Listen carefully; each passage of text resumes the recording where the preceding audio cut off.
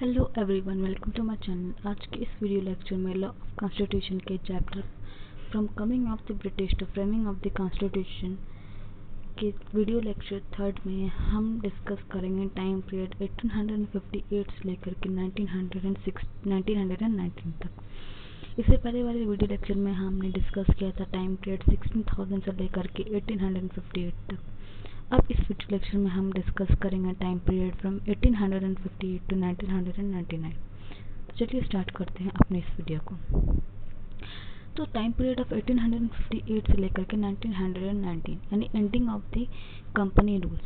So after the revolt of 1857 the East India Company was clear that they cannot handle Indian administration, क्योंकि 1857 के बाद जो है हमारे फ्रीडम फाइटर्स इतने ज़्यादा हेवीली रिवॉल्ट किए थे कंपनी के अगेंस्ट कि उनको जो है ये बात समझ में आ गया था कि अब जो है इंडियन एडमिनिस्ट्रेशन में उनका पल्ला चलने वाला है नहीं। तो आफ्टर दैट 1858 में ये ब्रिटिश पार्लियामेंट जो है एक बिल पास करता है जिसका नाम होता है act of better government of India, जिसे पास किया जाता है अगस्त में 1858 में। और इस बिल का नाम होता है, इस एक्ट का नाम होता है गवर्नमेंट ऑफ इंडिया एक्ट 1858। आज के इस वीडियो लेक्चर में इस टॉपिक सबसे जो पहला टॉपिक है हमारा गवर्नमेंट ऑफ इंडिया एक्ट 1858, इस पे हम यही पढ़ेंगे कि इसके अंदर क्या था गवर्नमेंट ऑफ इंडिया एक्ट 1858 के अंदर। तो बेसिकली जो गवर्नमेंट ऑफ इंडिया एक्ट 1858 आता है वो 1857 के रिवॉल्ट की बात आता है। और इस प्रोविजन, इस जो एक्ट है गवर्नमेंट ऑफ इंडिया एक्ट, इसमें कुछ ऐसे प्रोविजन दिए रहते हैं। सबसे पहले जो प्रोविजन होता है इसमें कि जो कंपनी है ईस्ट इंडिया कंपनी, उसे एंड अप कर दिया जाएगा। और दूसरा जो इसका प्रोविजन रहता है इस एक्ट में वो ये कि जो पिट्स इंडिया एक्ट में जो ड्यूअल फॉर्म ऑफ गवर्नमेंट है, दैट इज जो दो तरीके के गवर्नमेंट चल रहे थे, court of directors and board of directors, जो कमर्शियल और पॉलिटिकल अफेयर्स को रेगुलेट कर रहे थे, अब उनके जगह जो है एक सेक्रेटरी ऑफ स्टेट को स्टैब्लिश किया जाएगा। यानी कि कुल मिलाकर के हम कह सकते हैं डुअल फॉर्म ऑफ सिस्टम का जो गवर्नमेंट सिस्टम था उसे टोटली रिमूव कर दिया गया था और उसके जगह जो है सेक्रेटरी ऑफ स्टेट को लाया गया था। और फर्स्ट सेक्रेटरी ऑफ स्टेट बने थे लॉर्ड स्टैनली, और ये सेक्रेटरी ऑफ स्टेट के ऊपर टोटली सारे इंडियन एडमिनिस्ट्रेशन का रिस्पॉन्सिबिलिटी आ चुका था। और ये सेक्रेटरी को स्टेट जो बने थे इनको 15 मेंबर्स प्रोवाइड किए गए थे एज अ बॉडी एडवाइजरी, जो स्टेट के इंडियन एडमिनिस्ट्रेशन के स्टेट के जो एडमिनिस्ट्रेशन है उनमें ये एज अ एडवाइजरी बॉडी इनका हेल्प करते थे। किसका? सेक्रेटरी ऑफ स्टेट का। 15 मेंबर जो बॉडी प्रोवाइड किए गए थे वो लोग सेक्रेटरी ऑफ स्टेट का हेल्प करते थे एडमिनिस्ट्रेशन में।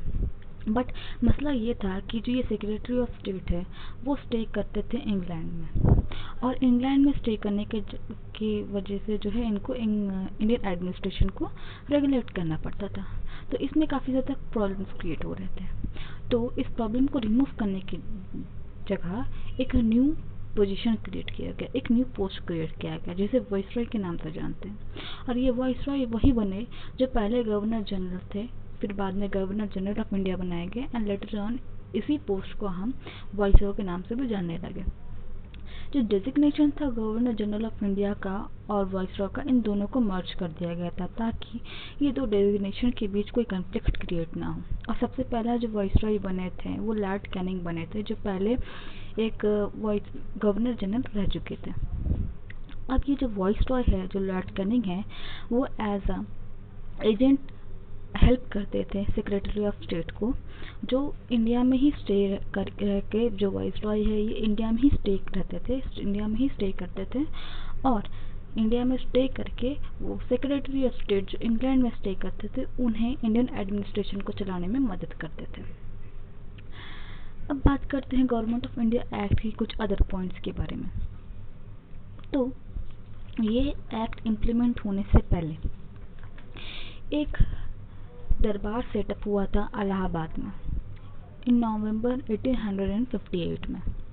इस दरबार में ढेर सारे किंग जो थे प्रिंसली ऑफ स्टेट्स के, उन्हें बुलाया गया था, जमींदार को बुलाया गया था, सिटीजन्स को बुलाया गया था, और बहुत सारे मेंबर्स को बुलाया गया था। क्यों बुलाया गया था? क्योंकि As per this act, Government of India Act 1800 sorry yes Government of India Act 1858. Okay, तो एज पर दिस एक्ट यहाँ पर एक प्रोविजन आया था कि ईस्ट इंडिया कंपनी को रिमूव कर दिया जाएगा।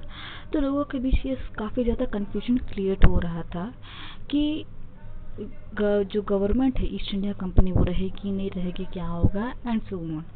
तो इस कंफ्यूजन को रिमूव करने के लिए ही ये सेटअप जो है दरबार का एक सेटअप हुआ था, जहाँ पे लोगों को बुलाया गया था इस कंफ्यूजन को दूर करने के लिए। जो लॉर्ड कैनिंग थे वो क्वीन के बिहाफ में इस एक्ट को एक्सप्लेन करते हैं और इस अनाउंसमेंट को क्वीन प्रोक्लेमेशन 1858 के नाम से भी जाना जाता है। इस एक्ट के डॉक्ट्रिन में लैप्स पॉलिसी जो था उसे टोटली स्टॉप कर दिया जाता है, यानी जो नेटिव स्टेट्स को एनेक्स किया जाता था कंपनी के द्वारा वो अब नहीं होगा। और साथ ही इस एक्ट के ज़रिए किसी भी तरह का इंडियंस में डिस्क्रिमिनेशन नहीं होगा। Indians will get job as per their qualification. और साथ ही जो लोग ईस्ट इंडिया कंपनी में एज अ ब्रिटिश आर्मी में काम कर रहे थे वो अपने काम को जो है कंटिन्यू कर सकते हैं। और साथ ही हर किसी में जस्टिस होगा, मतलब सबके साथ जो है जस्टिस होगा और सबको जो है अपने अपने रिलीजन को प्रैक्टिस करने का फ्रीडम मिलेगा। तो यही था गवर्नमेंट ऑफ इंडिया एक्ट 1858 में। अब बात करते हैं इंडियन काउंसिल एक्ट ऑफ 1861 में। तो बेसिकली जो 4 एग्जीक्यूटिव मेंबर्स प्रोवाइड किए गए थे गवर्नर को टू हेल्प हिम लॉ को बनाने में, ठीक है। तो सबसे पहले जो एग्जीक्यूटिव मेंबर्स थे 4 से घटकर 3 हो गए थे ताकि जो गवर्नर है उसका पावर इंक्रीज हो सके, और इसमें से 3 मेंबर में से एक कमांडर इन चीफ आ चुका था। बट आफ्टर डैट जो है इस 3 मेंबर को हटा करके 4 मेंबर फिर से जुड़ गया था। जो चौथा मेंबर था वो लॉ मेंबर कहलाता था। And after coming of Indian council act 1861 इसी एग्जीक्यूटिव काउंसिल में एक और मेंबर जोड़ दिया गया था। अब जो एग्जीक्यूटिव मेंबर का जो काउंसिल है इसका कुल मिलाकर के 5 मेंबर हुए। और जो एग्जीक्यूटिव काउंसिल के जो पोस्ट थे, जो मेंबर्स थे, उनका एक अलग अलग पोस्ट बना दिया गया। जैसे कि अभी पीएम के जो कैबिनेट मिनिस्टर्स हैं उनके अलग अलग पोस्ट होता है, जैसे कि कोई फॉरेन अफेयर्स में है, कोई होम मिनिस्टर है, कोई मिलिट्री मिनिस्टर है, तो अलग अलग तरह के आपको मिनिस्टर्स देखने मिलेंगे। वैसे ही एग्जीक्यूटिव काउंसिल्स के जो मेंबर थे इनमें भी ऐसी पोस्ट बना दिए गए थे।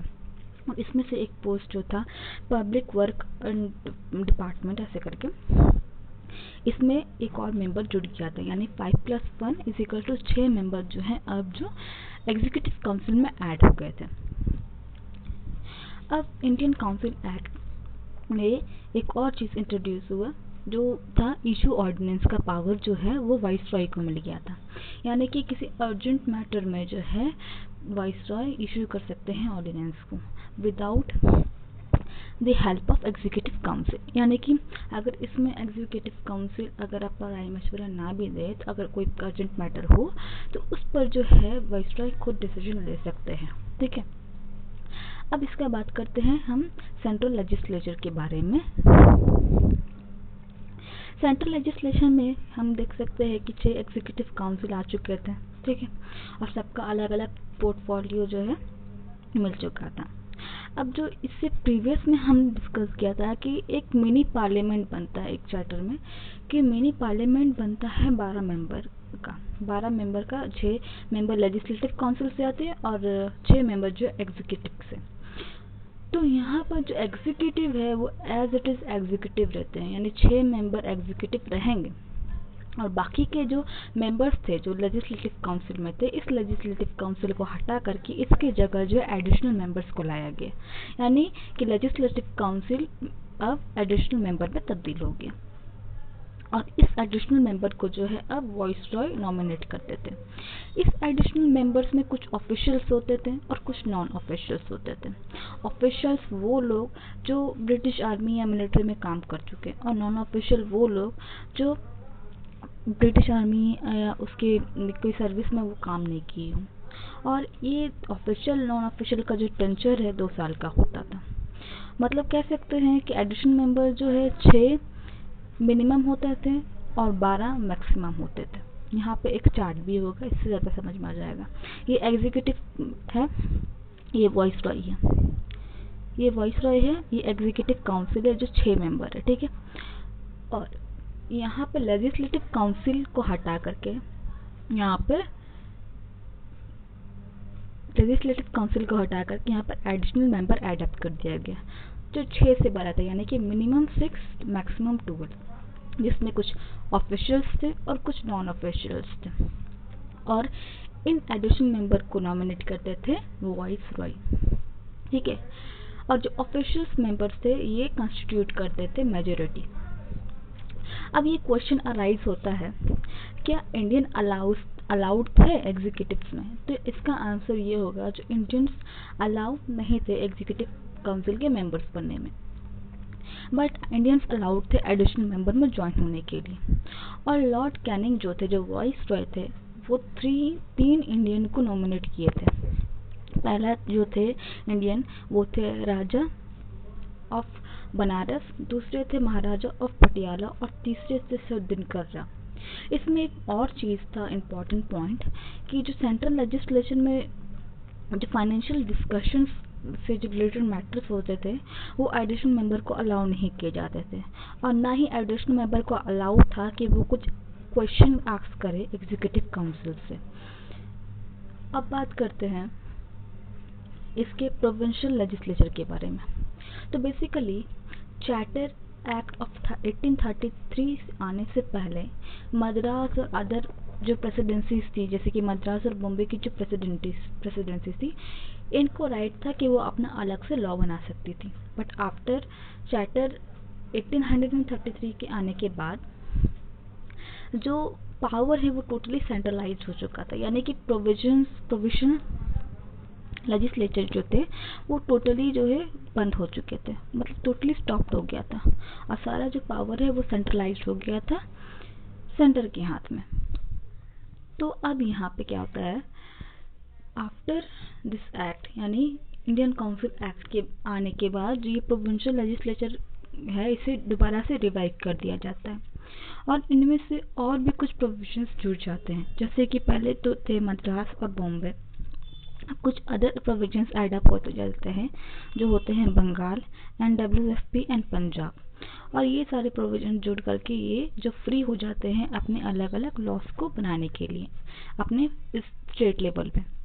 और इस प्रोविजन लेजिस्लेचर में भी ऑफिशियल्स और नॉन ऑफिशियल रखे जाते हैं, जैसे कि सेंट्रल लेजिस्लेचर में रखा गया था। अब बात कर लेते हैं इसके कुछ अदर पॉइंट्स के बारे में।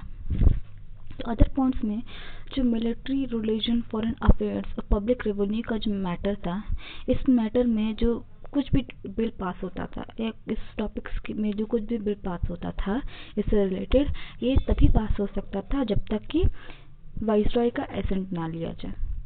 और साथ ही जब सेंट्रल लेजिस्लेचर से कोई बिल पास होता था तो वो लॉ में तब्दील हो जाता था, बट जो सेक्रेटरी ऑफ स्टेट है अगर वो चाहे तो इस लॉ को कैंसिल भी कर सकता था, सेक्रेटरी ऑफ स्टेट के पास इतना ताकत था। अब हम बात करते हैं Indian council act 1892। Indian council act 1892 इससे पहले जो है 1885 में इंडियन नेशनल कांग्रेस पार्टी का फॉर्मेशन हो गया था। तो इंडियन नेशनल कांग्रेस का जो पार्टी थी वो सजेस्ट करती है ब्रिटिश गवर्नमेंट को कि जब इंडियन नेशनल काउंसिल एक्ट आए 1892 का, तो उसमें कुछ प्रोविजंस ऐड अप हो, यानी इसमें से कुछ पॉइंट ऐड अप हो, क्योंकि कुछ प्रोविजंस जो थे आए थे जब इससे पहले वाले एक्ट्स में, तो उसमें कुछ ऐसे प्रोविजंस भी थे जो सही नहीं थे। तो इसके बाद जाकर के जो इंडियन नेशनल कांग्रेस पार्टी थी ये ब्रिटिश गवर्नमेंट को सजेस्ट करती है कि कुछ अदर पॉइंट्स भी ऐड अप होने चाहिए in the upcoming act, that is Indian council act 1892। तो इसमें क्या क्या प्रोविजंस वो कहते हैं ऐड करने के लिए। पहला प्रोविजंस जो होता है कि नंबर ऑफ एडिशनल मेंबर जो है उसे इंक्रीज कर दिया जाए, और साथ ही जो एडिशनल मेंबर्स जो इलेक्ट होकर के आने चाहिए, ना कि नॉमिनेट होकर के वॉइस रॉय से। और इंडियन नेशनल कांग्रेस ये भी चाहती थी जो डिस्कशन है, जो फाइनेंशियल मैटर पे एडिशनल मेंबर को दिया नहीं जाता डिस्कशन करने के लिए, उसे अलाउ किया जाए और साथ ही मिलिट्री एक्सपेंडिचर्स जो है उसे रिड्यूस किया जाए और इंडियन सिविल सर्विस का एग्जामिनेशन जो है वो इंडिया में भी हेल्ड होना चाहिए। इंडियन सिविल सर्विस का एग्जामिनेशन जो है 1853 के चार्टर एक्ट से आ जाता है, बट इंडियन काउंसिल एक्ट के 1992 में ये भी प्रोविजंस रखा जाता है कि जो इंडियन सिविल सर्विस है इसे इंडिया में भी लागू कर दिया जाए।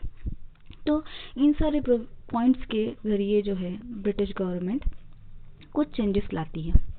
पहला जो है कि एडिशनल मेंबर्स जो 6 से 12 मेंबर थे, यानी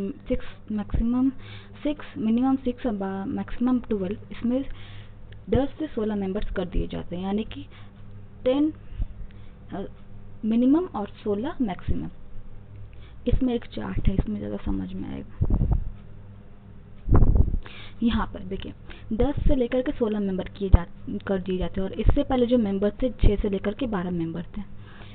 तो यहाँ पे 6 मेंबर जो थे ऑफिशियल थे और 10 मेंबर जो थे नॉन ऑफिशियल्स थे, और ये 6 मेंबर जो ऑफिशियल्स थे इनका ही मेजोरिटी होता था और ये नॉमिनेट होते थे वॉइस रॉय के जरिए।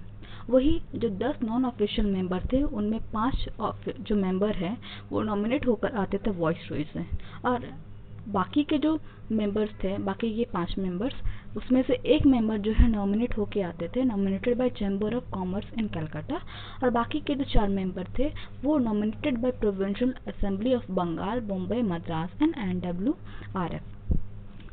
तो इनसे ये नॉमिनेट होकर आते थे। और अब इसमें क्या होता है कि जो इंडियन नेशनल कांग्रेस है ये अपने पॉइंट्स रखती है कि ये चीज़ एडअप होनी चाहिए। उसमें एक पॉइंट्स होता है कि फाइनेंशियल बिल का जो मैटर है, डिस्कशन है, उसको जो है एडिशनल मेंबर को अलाउ करना चाहिए। तो इसमें ये प्रोविजन में चेंजेस लाते हैं ईस्ट इंडिया कंपनी, और जो फाइनेंशियल बिल्स से रिलेटेड जो डिस्कशन होता है उसे अलाउ कर दिया जाता है एडिशनल मेंबर को। और साथ ही जो क्वेश्चन जो है एग्जीक्यूटिव काउंसिल को एडिशनल मेंबर को अलाउ नहीं थे करने के लिए, अब वो भी अलाउ हो जाते हैं। But point to be remember that यहाँ पे चेंजेस तो आए, बट साथ ही जो डिस्कशन था फाइनेंशियल बिल को वो अलाउ थे, लेकिन वोटिंग राइट जो है एडिशनल मेंबर के पास बिल्कुल भी अलाउ नहीं था। और साथ ही क्वेश्चन वो पूछ सकते थे एग्जीक्यूटिव काउंसिल से additional member, but supplementary question जो है यहाँ पे अलाउ नहीं था। अब इंडियंस जो है वो एज अ एडिशनल मेंबर जुड़ के 5 एडिशनल मेंबर जो है इंडियंस जुड़े थे एडिशनल मेंबर में। अब बात करते हैं अदर पॉइंट के बारे में। तो चौथा है the Indian council act of 909, जिसे हम मोरली मिंटो रिफॉर्म्स के बारे में भी के नाम से भी जानते हैं। तो लिबरल पार्टी आ चुकी थी ब्रिटेन में, और अब लिबरल पार्टी आने के बाद हमें इनसे कुछ ज़्यादा ही एक्सपेक्टेशंस था। तो जो मुस्लिम लीग की जो पार्टी है वो अपनी 2 मेजर डिमांड्स रखती है। पहला तो एक सेपरेट इलेक्टोरेट का, यानी कम्युनल रिप्रेजेंटेशन चाहिए, और दूसरा कि इंडियंस जो है उन्हें एग्जीक्यूटिव काउंसिल के मेंबर्स में भी अलाउ किया जाना चाहिए, जिसमें कि एक मुस्लिम हो और किसी अदर कमेटी के हो सकते हैं। अब इसका बात करते हैं एडमिनिस्ट्रेशन का। इंडियन काउंसिल एक्ट में का जो आया था 1909 में, इसमें अलाउ किया गया जो वॉइसरॉय अलाउ किए कि जो एग्जीक्यूटिव काउंसिल है, जो वॉइसरॉय का जो एग्जीक्यूटिव काउंसिल है उसमें एक मेंबर जुड़ गए, यानी एक इंडियन मेंबर जुड़ गए, क्योंकि पहले अलाउ नहीं था एग्जीक्यूटिव मेंबर को जुड़ने का, इंडियंस को अलाउ नहीं था कि एग्जीक्यूटिव मेंबर में जुड़े। बट अब जो है यहाँ पे एक इंडियन अलाउ कर दिया गया एग्जीक्यूटिव मेंबर में जुड़ने के लिए, और सबसे पहला जो एग्जीक्यूटिव मेंबर जो जुड़ा था वो था सत्येंद्र प्रसाद सिन्हा। अब बात करते हैं सेंट्रल लेजिस्लेचर के बारे में। सेंट्रल लेजिस्लेचर में मेंबर्स को इंक्रीज किया गया, एडिशनल मेंबर्स को। इसमें 16 से 60 मेंबर्स इंक्रीज किए गए, यानी 16 मिनिमम और 60 मैक्सिमम। यहाँ पे एक चार्ट होगा, ये रहा, ये 16 से लेकर 60 तक का, यानी एडिशनल मेंबर में कुछ 28 थे ऑफिशियल और कुछ 32 थे नॉन ऑफिशियल। 28 जो ऑफिशियल थे ये नॉमिनेट होकर आते थे वॉइस रॉय से, वेयर एज जो 32 नॉन ऑफिशियल थे जिसमें कि 5 जो है नॉमिनेट होकर आते थे वॉइस रॉय से और 13 सेपरेट इलेक्टोरेट से। और साथ ही बाकी के जो मेंबर्स थे 12 जो इलेक्ट होकर के आते थे provincial assembly of Bengal, Bombay, Madras and NWRF। और बाकी के जो 2 मेंबर्स थे वो इलेक्ट होकर के आते थे chamber of commerce of in Calcutta and Bombay. अब ये 13 मेंबर जो सेपरेट इलेक्टोरेट से थे, ये सेपरेट इलेक्टोरेट में 5 मुस्लिम थे जो कम्युनल रिप्रेजेंटेशन आ गए थे इस एक्ट के बाद, यानी कि सेपरेट इलेक्टोरेट में 5 मुस्लिम्स को एक कम्युनल रिप्रेजेंटेशन दे दिया गया था और 6 जमींदार थे और 2 बिजनेसमैन थे इन नॉन ऑफिशियल मेंबर्स में। तो कुल मिलाकर के इस एक्ट में इतने चेंजेस किए गए। अब बात करते हैं इसके कुछ फंक्शनल चेंजेस के बारे में। तो इसका फंक्शनल चेंजेस में काफ़ी कुछ बदलाव हुआ, जैसे कि पहला जो डिस्कशन था वो अलाउ नहीं था फाइनेंशियल बिल को लेकर के, तो फाइनेंशियल बिल का जो डिस्कशन है उसे अलाउ किया गया। साथ ही जो वोटिंग राइट्स नहीं था एडिशनल मेंबर को, वोटिंग राइट्स भी दिया गया। और साथ ही जो एडिशनल मेंबर्स हैं उन्हें क्वेश्चन नहीं करने को दिया जाता था एग्जीक्यूटिव काउंसिल मेंबर से, बट अब जो है एडिशनल मेंबर को अलाउ किया गया कि वो एग्जीक्यूटिव काउंसिल मेंबर से क्वेश्चन कर सकते हैं, साथ ही वो सप्लीमेंट क्वेश्चंस भी कर सकते हैं। अब बात करते हैं प्रोविंशियल लेजिस्लेचर के बारे में। तो प्रोविंशियल लेजिस्लेचर में सबसे इम्पोर्टेंट पॉइंट जो है, जैसा कि हमने सेंट्रल लेजिस्लेचर में देखा, जो सेंट्रल लेजिस्लेचर में जो ऑफिशियल्स मेंबर्स होते थे इनका मेजोरिटी होता था, बट प्रोविंशियल लेजिस्लेचर में ऐसा कुछ भी नहीं था। प्रोविंशियल लेजिस्लेचर में नॉन ऑफिशियल मेंबर्स भी जो है इनका भी मेजोरिटी हो सकता था। तो प्रोविंशियल लेजिस्लेचर में एटलीस्ट 7 प्लेसेस जो है 7 प्रोविजंस जो है वो एडप्ट हुए थे, जिसपे कि एडिशनल मेंबर कुछ जगह से 50 थे और कुछ जगह से 30 थे। जो एडिशनल मेंबर जिसमें 50 मेंबर्स थे उसमें से कुछ स्टेट का नाम था Madras, Bombay, Bengal and united province. और जो एडिशनल मेंबर जिसमें 30 थे उसमें से कुछ स्टेट्स का नाम था पंजाब, बर्मा एंड आसाम। तो ये थे आज के हमारे 3rd पॉइंट, जो टाइम पीरियड 1858 से 1990 तक का ख़त्म हो चुका है। अब नेक्स्ट वीडियो में हम दूसरे टाइम पीरियड के बारे में बात करेंगे, दैट इज़ 1990 से 1947 तक का। तब तक के लिए बाय, टेक केयर।